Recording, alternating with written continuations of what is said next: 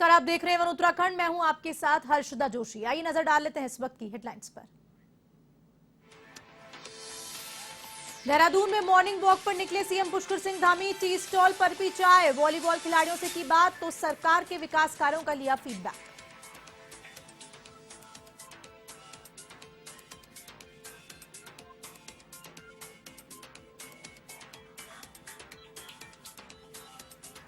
देहरादून में सीएम धामी ने किया बैडमिंटन प्रतियोगिता का शुभारंभ। कहा, प्रतियोगिताओं से अभी विभागों में बनेगा आपसी तालमेल। 17 से लेकर 19 तारीख तक खेले जाएंगे खेल।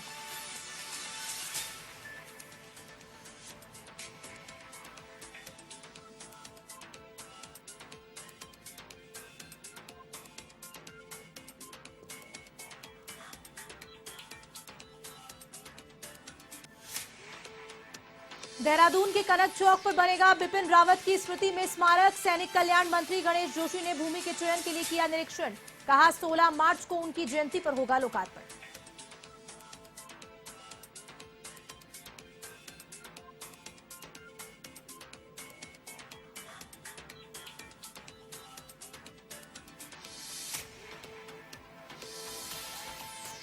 बहुचर्चित अंकिता भंडारी हत्याकांड में एसआईटी ने दाखिल की 500 पन्नों की चार्जशीट। 100 गवाह बनाए। अब नाको टेस्ट पर टिकी निगाहें तो पीड़िता के परिजन लगातार कर रहे हैं सीबीआई जांच की मांग।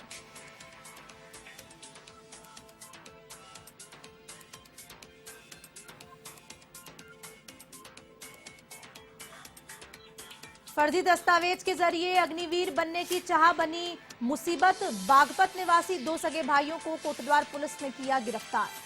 यूपी में कम हाइट के कारण हो गए थे बाहर।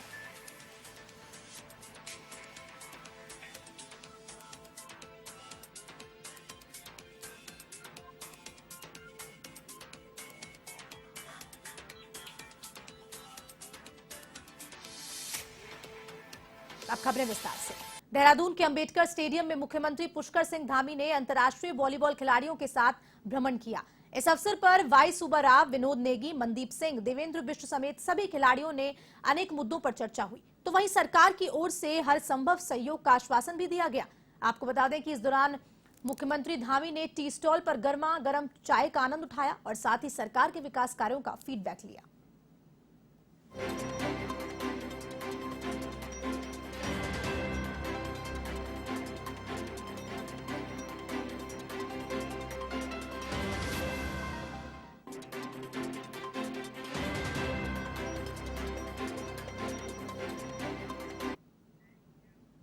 मुख्यमंत्री पुष्कर सिंह धामी ने देहरादून स्थित परेड ग्राउंड में बैडमिंटन क्लब द्वारा आयोजित बैडमिंटन प्रतियोगिता का शुभारंभ किया। इस प्रतियोगिता में प्रदेश में UPCL, BHEL, Uttarakhand police, Uttarakhand शिक्षा विभाग जैसे विभिन्न सरकारी कार्यालयों से खिलाड़ी भाग ले रहे हैं। ये अंतर्विभागीय बैडमिंटन प्रतियोगिता 17 से लेकर 19 तारीख तक चलेगी। इस दौरान मुख्यमंत्री ने सभी खिलाड़ियों को बधाई दी और साथ ही मुख्यमंत्री ने कहा कि इस प्रकार की अंतर्विभागीय प्रतियोगिताओं से अभी विभागों में आपसी तालमेल बनेगा, जिससे कि प्रदेश विकास की राह पर आगे बढ़ेगा।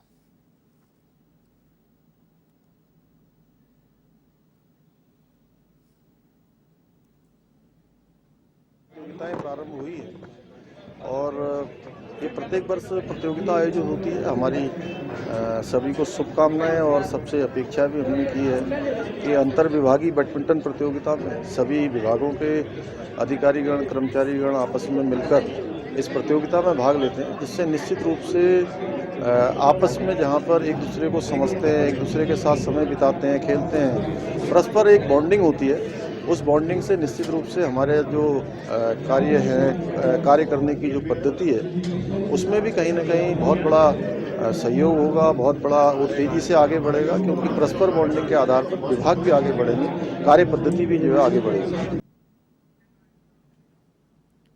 प्रदेश के कृषि मंत्री गणेश जोशी द्वारा विधानसभा स्थित कक्ष में उत्तराखंड कृषि उत्पादन विपणन बोर्ड की 35वीं बैठक की अध्यक्षता की गई। आपको बता दें कि मंत्री ने कहा कि पूर्व में किसानों को कृषि कार्य करते हुए दुर्घटना होने पर मिलने वाले मुआवजा राशि का 1 लाख रुपए को बढ़ाकर अब 1.5 लाख रुपए कर दी गई है और दिव्यांग होने पर किसानों को पूर्व में मिलने वाली राशि 60,000 रुपए को 1 लाख रुपए, एक अंक से दिव्यांग होने पर मिलने वाली राशि 30,000 रुपए को 50,000 रुपए कर दिया गया है।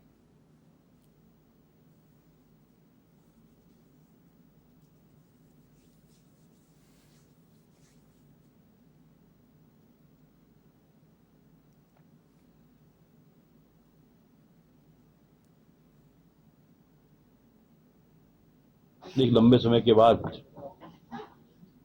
वोट की हमारी मंडी की बैठक यहाँ पर हुई है। कई विषयों पर यहाँ पर चर्चा हुई है। पूर्व में जो किसान की दुर्घटना कृषि करते हुए दुर्घटना हो जाती थी, उसको 1 लाख मिलता था, उसको बढ़ाकर हमने 1.5 लाख कर दिया है। दुर्घटना से अगर दोनों हाथ पैर या एक हाथ पैर क्षति होता था, उसको 60,000 मिलता था, उसको हमने 1 लाख कर दिया है। एक अंग भंग होने पर 30,000 मिलता था, उसको हमने 50,000 कर दिया है। देहरादून के कनक चौक पर जल्द ही देश के पहले सीडीएस जनरल बिपिन रावत की स्मृति में स्मारक बनाया जाएगा। इस स्मारक पर बिपिन रावत की मूर्ति लगेगी जो करीब 12 फीट लंबी होगी। आपको बताते चले, सैनिक कल्याण मंत्री गणेश जोशी ने सीडीएस जनरल बिपिन रावत की स्मृति में निर्मित होने वाले स्मारक की भूमि के चयन के लिए अधिकारियों के साथ निरीक्षण किया। तो वहीं मौके पर मौजूद अधिकारियों को सैनिक कल्याण मंत्री ने स्मारक के निर्माण कार्यों को शीघ्र शुरू करने के निर्देश दिए। मंत्री जोशी ने कहा कि 16 मार्च को उनकी जयंती होगी, ठीक उसी दिन स्मारक का लोकार्पण किया जाएगा।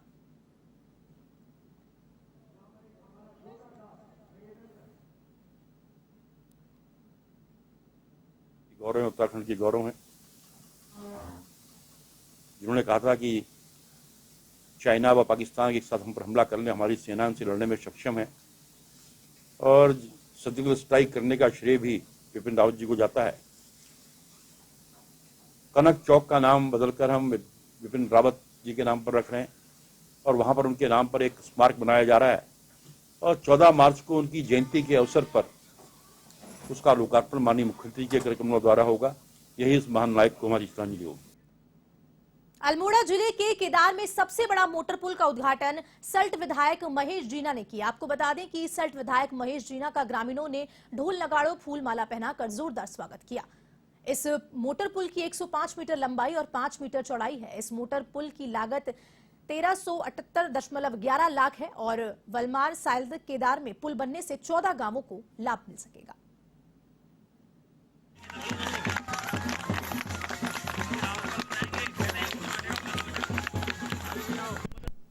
सिंह जीना जो पूर्व विधायक थे, उनके द्वारा इसका शुरुआत हुई थी और आज वो पूरा हो गया।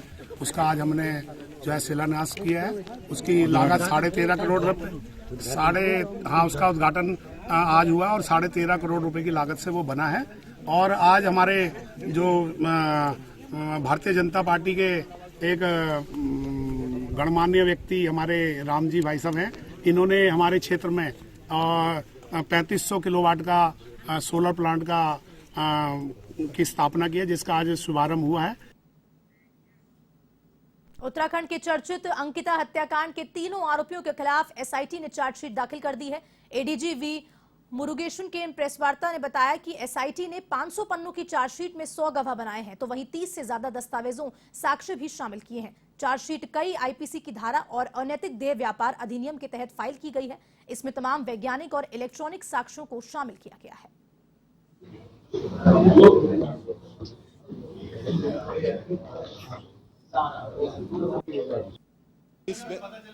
इसी मैटर पे जो भी हमारा पास सामने तथ्य है वो सब हमने हाईकोर्ट नैनीताल के सामने रखे हुए हैं। उस पर आप डिसीजन आ जाएगा तो पता हो जाएगा। इसी संबंध में ये सारा चीज हमने जो पाए गई वो अपने हाईकोर्ट नैनीताल में सबमिट किए हुए हैं। एक पॉइंट, एक दिन का सीडी।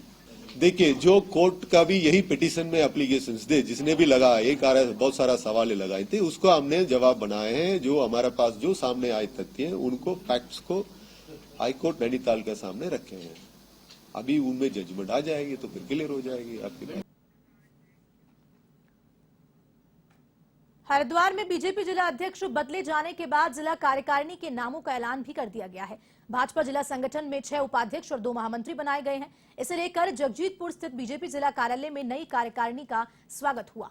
इस दौरान कई बीजेपी नेता और बड़ी संख्या में भाजपा कार्यकर्ता शामिल हुए और सभी ने नवनियुक्त पदाधिकारियों को बधाई दी।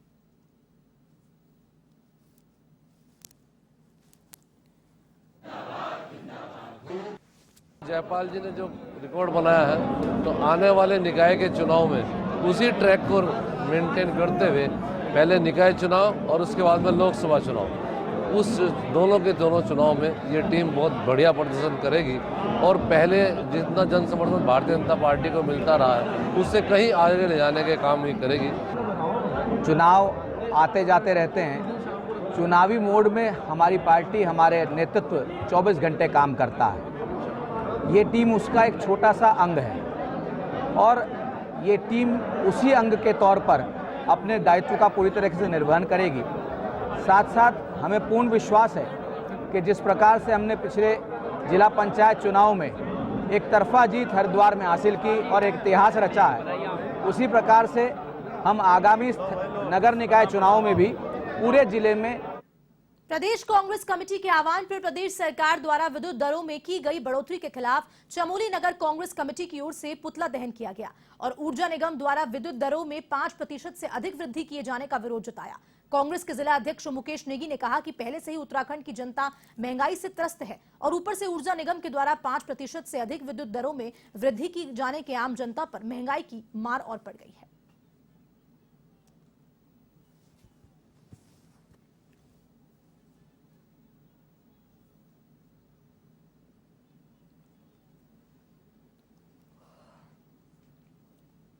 उत्तराखंड सरकार की ऊर्जा निगम ने जो 5% से अधिक जो है बिजली के दरों में वृद्धि करने का निर्णय किया है, उसका हम सभी कांग्रेसजन विरोध करते हैं। क्योंकि पूरी जनता महंगाई से वैसे ही परेशान है और ऊपर से बिजली देने वाला हमारा प्रदेश, जो प्रदेश में बिजली का उत्पादन होता है, उसी प्रदेश के आम जनों को आज सरकार ने एक और झटका दिया है बिजली का। तो हम सब इसका निर्णय का विरोध करते हैं। खबर उत्तराखंड के चमोली से है, जहां राजकीय महाविद्यालय नागनाथ पोखरी में अखिल भारतीय विद्यार्थी परिषद के कार्यकर्ताओं ने अपनी मांगों को लेकर प्राचार्य के साथ वार्ता की, लेकिन प्राचार्य की ओर से मांगे न माने जाने पर छात्र उग्र हो गए। इसके बाद कॉलेज में छात्रों ने प्राचार्य के खिलाफ नारेबाजी की, तो वहीं छात्र नेताओं ने प्राचार्य पर तानाशाही करने का आरोप लगाया।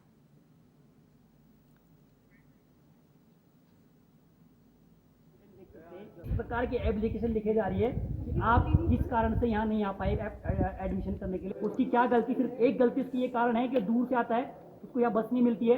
उसके बाद हमने कहा कि हमें यहाँ कॉलेज में चुनाव के संबंध में यहाँ पर बैठक के लिए एक स्थान चाहिए, लेकिन प्राचार्य जी ने हमें वो स्थान नहीं दिया गया कॉलेज के कैंपस में। कि कहा गया कि ये कोई मतलब तुम्हारा एबीपी के लिए नहीं है, सिर्फ छात्रों के लिए है। तो मतलब छात्र भी एबीपी से हैं, हम सब एक थे और नहीं दिया गया हमें। कि कॉलेज में छात्र हितों का हनन हो रहा है पूर्ण तरीके से। अगर हम उसके खिलाफ आवाज़ उठा रहे हैं तो हमें पूर्णतः दबाया जा रहा है। चाहे तब कोई भी बहाना लगाया जाए, चाहे तब वो किसी का एडमिशन कराने के लिए हो या एबीवीपी के कार्यकर्ताओं को एक रूम देने के लिए हो, मीटिंग के लिए। प्राचार्य, यहाँ के स्टाफगण एक रिस्पॉन्सिबल रवैया अपना रहे हैं। जिस प्रकार से कॉलेज प्रशासन यहाँ पर छात्रों के हितों के लिए एडमिशन नहीं मिल पा रहा है, लोग गांव दूर दूर से आ रहे हैं, उनको एडमिशन नहीं दे पा रहे। किसी छोटी मोटी गलती के कारण कोई साइन नहीं है, उसको नहीं है, वो नहीं है, छोटे छोटे कारण ढूंढ के उनको भगा रहे हैं और सीटें पूरी नहीं हो पा रही है। और यहाँ पर जो जितना पैसा आवंटन खेल कूद के लिए आ रहा है वो भी किसी प्रकार वितरण नहीं हो पा रहा है। यहाँ छात्रों ने पिछले बार यहाँ पे पौधारोपण किया था, वहाँ पे गलत मानसिक दर्शाने के बाद वहाँ पूरे पौधे, वहाँ पे 100-200 पौधे लगाए थे, वहाँ पूरा मिट्टी डाल दी गई है। और लिंग 2 के अनुसार छात्र संघ चुनाव इस कैंपस के अंदर होना है और यहाँ के प्रधानाचार्य प्राचार्य ये कह रहे हैं कि ये आप ये बाहर करो, रोड में करो। राज्य के महाविद्यालयों में चुनावी रंग चढ़ चुका है। छात्र अपने पसंदीदा छात्र नेता के प्रचार में मस्त हैं, तो वहीं ढोल नगाड़ों के साथ कॉलेज परिसर और मुख्य सड़क पे रैलियां निकालकर हर संगठन का प्रत्याशी अपना शक्ति प्रदर्शन कर रहा है। ऐसा ही नजारा कुमाऊं के सबसे बड़े महाविद्यालय एमबीपीजी कॉलेज में देखने को मिला। यहां पर हर बार की तरह इस बार भी मैदान में एबीवीपी और एनएसयूआई के बीच टक्कर है। बहरहाल आगामी 24 दिसंबर को छात्र अपना नेता चुनेंगे। वर्षों से इस महाविद्यालय में छात्र संघ चुनाव होते जा रहा है। हर साल नए मुद्दे आते हैं, तो इस साल एक ऐसा मुद्दा हम लेके आए हैं जो वुमेन सेफ्टी के लिए है। बिकॉज एबीवीपी साल भर काम करता है महिला सशक्तिकरण के लिए, तो इस बार हमारा एक नया नारा है वुमेन सेफ्टी के लिए, हम इसमें हम प्रेफर करेंगे। और आई फील सेफ ऐप एक हमने जो निर्णय लिया है, हम सरकार से इसकी मांग करते हैं कि पूरे प्रदेश भर के विभिन्न कॉलेजेस में इस ऐप को लॉन्च किया जाए, जिससे वुमेन सेफ्टी यहाँ पर हो सके। बहुत ज़्यादा शोरगुल, बहुत ज़्यादा भीड़ भाड़, सब लोग अपने अपने में लगे पड़े हैं और हम छात्र होते हुए हम ये चाहते हैं कि हमारे कॉलेज में हर जगह कुछ ना कुछ, हर जगह प्रॉब्लम्स हैं। वॉशरूम, क्लास में कोई सिस्टम नहीं है। हर फ्लोर में वॉशरूम है तो सही, लेकिन वो या तो बंद रहते हैं या फिर उनकी कंडीशन सही नहीं रहती है। और दूसरा, हमारी लाइब्रेरी, अभी जस्ट मैं अभी लाइब्रेरी से ही होके आई हूँ, वहाँ लाइब्रेरी में बहुत बच्चे बाहर खड़े हुए थे। क्योंकि लाइब्रेरी की जो एरिया है वो बहुत कम है और बच्चों को वहाँ जगह नहीं मिल पा रही है, उतनी बुक्स भी अवेलेबल नहीं है वहाँ। अल्मोड़ा शहर के ऐतिहासिक धरोहर को लोकल टू वोकल का आयाम देने के उद्देश्य से सोबन सिंह जीना विश्वविद्यालय के फाइन आर्ट्स की छात्राएं दीवार पेंटिंग का जीवंत स्वरूप देने में जुटी हुई है, जहां पर फाइन आर्ट्स की अध्ययनरत छात्राएं शिक्षा के साथ ही अपने हुनर से अपना स्वरोजगार कर आमदनी कर रही हैं और ऐतिहासिक स्थलों दीवार पेंटिंग पर्यटकों के लिए आकर्षण का केंद्र बन रही है। छात्रों का कहना है कि ये पेंटिंग यहाँ की ऐतिहासिक और सांस्कृतिक धरोहरों संरक्षित करने के साथ रोजगार का एक जरिया बन रहा है। अभी हमारे एम्बेसडर होटल में यहाँ पे काम चल रहा है, सर के द्वारा हमको कुछ काम दिया गया है जिसमें उन्होंने अपनी ऐतिहासिक संस्कृति को मतलब आगे बढ़ाने का एक कह सकते हैं कि ये 1960 में बना हुआ एक एम्बेसडर होटल है, जिसका पुराना जो दृश्य है हमको वो बनाना है, वो होटल बनाना है। तो मतलब हमें मतलब फ़ायदा एक आर्टिस्ट होने के नाते एक फ़ायदा भी ये भी हो रहा है कि हम एक स्टूडेंट हैं तो हम चाहते हैं कि हमको कुछ काम मिले इस टाइप का, जिससे संस्कृति तो बन ही रही है, सामने वाले को तो पता चल ही रहा है कि ये हमारी संस्कृति है, पुरानी जो धरोहर है वो है, और इससे हमारी आमदनी भी मिल रही है इससे। जसपुर में सहोता वेलफेयर फाउंडेशन ने सामुदायिक स्वास्थ्य केंद्र को एक बोलेरो कैंपर गाड़ी और एक्सरे मशीन के लिए स्टेलाइजर में फर्नीचर भेंट किया है। कंपनी के चेयरमैन बलवीर सिंह सहोता ने बताया कि ट्रस्ट के पदाधिकारियों ने विधायक आदेश चौहान के साथ समदर्शी संस्था के अध्यक्ष आरपी सिंह के निर्देशन में सामुदायिक स्वास्थ्य केंद्र को 16 लाख रुपए की बोलेरो कैंपर, 40 केवी का एक सर्वो स्टेबलाइजर समेत फर्नीचर भेंट किया। ये बोलेरो कैंपर चिकित्सा क्षेत्र में काफी लाभकारी साबित होगी। स्वास्थ्य केंद्र जसपुर को सहोता फाउंडेशन की तरफ से एक बोलेरो कैंपर वैन, एक स्टेबलाइजर जो कि एक्सरे मशीन के काम में आएगा, 4 कुर्सी और मेज और रोगियों के बैठने के लिए काफ़ी कुर्सियों की व्यवस्था की गई है। और ये सामान हमारी जो एक्सरे मशीन है उसको चलाने के काम में आएगा और हमारी जो कैंपर वैन है वो दूरस्थ क्षेत्रों में जनता को सेवा देने के काम में आएगा। जी, इससे हमें बहुत राहत मिलेगी, ये गाड़ी हमारे बहुत काम आएगी। फाउंडेशन का गठन हम लोगों ने आम आवाम के लिए सेवाओं के लिए किया है। सबसे पहला और बड़ा प्रोग्राम हॉस्पिटल में डॉक्टर साहब के मार्गदर्शन में हम लोगों ने किया है। सितारगंज में स्वास्थ्य विभाग और पुलिस प्रशासन की टीम ने संयुक्त रूप से बिना लाइसेंस के चल रहे अस्पतालों और झोलाझाप डॉक्टर्स के खिलाफ कार्रवाई की है। वहीं कार्रवाई करते हुए वार्ड नंबर 6 में एक झोलाझाप डॉक्टर की दुकान पर छापा मारा गया। छापे के दौरान टीम को प्रतिबंधित दवाइयां और एक्सपायरी डेट की दवाइयां बरामद हुई, तो वहीं स्वास्थ्य और पुलिस प्रशासन की टीम ने झोलाझाप डॉक्टर की दुकान को सील कर दिया।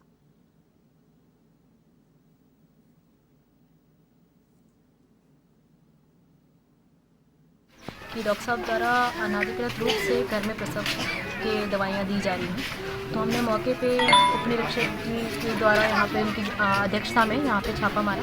छापे में हमें कई ऐसी दवाइयाँ पाई गई जो नारकोटिक में आती हैं, और हमारे पास ऐसी भी दवाई पाई गई यहाँ पे छापे में जो गर्भपात वगैरह में यूज़ करी जाती हैं, जो पूर्ण रूप से बैन है। और डॉक्टर साहब मौके पर यहाँ मौजूद नहीं थे और उनके यहाँ पे क्लिनिक में किसी भी प्रकार का कोई लाइसेंस नहीं पाया गया, और काफ़ी एक्सपायरी डेट की दवाइयाँ भी यहाँ पे पाई गई हैं इंजेक्शन के दौरान। एवन उत्तराखंड में फिलहाल के लिए इतना ही। आप देश दुनिया की तमाम खबरों के लिए देखते रहिए एवन टीवी। नमस्कार।